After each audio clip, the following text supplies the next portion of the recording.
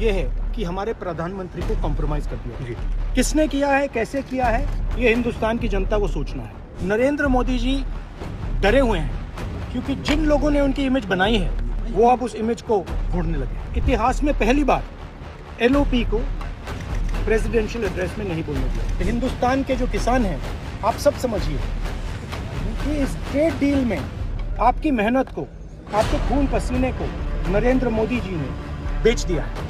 और वो इसलिए बेचा है क्योंकि वो कॉम्प्रोमाइज्ड है। सिर्फ आपको नहीं बेचा है, देश को बेचा है। इसलिए मुझे वहाँ नहीं बोलने दिया। नरेंद्र मोदी जी पर प्रेशर है, भयंकर प्रेशर है। एक अदानी जी पर केस है जो एक्चुअली मोदी जी पर केस है।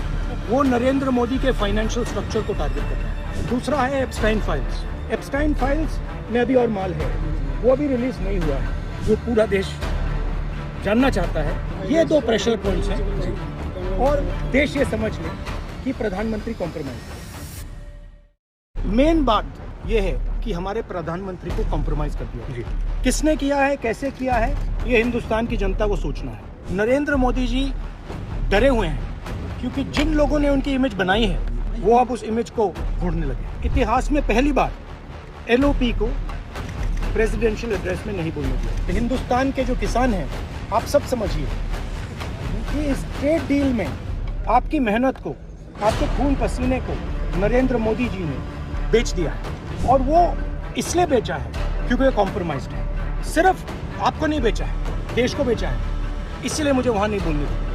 नरेंद्र मोदी जी पर प्रेशर है, भयंकर प्रेशर है। एक अदानी जी पर केस है जो एक्चुअली मोदी जी पर केस है। वो नरेंद्र मोदी के फाइनेंशियल स्ट्रक्चर को टारगेट कर रहा है। दूसरा है एप्स्टाइन फाइल्स। एप्स्टाइन फाइल्स में अभी और माल है, वो अभी रिलीज नहीं हुआ है, जो पूरा देश जानना चाहता है। ये दो प्रेशर पॉइंट्स हैं और देश ये समझ ले कि प्रधानमंत्री कॉम्प्रोमाइज है।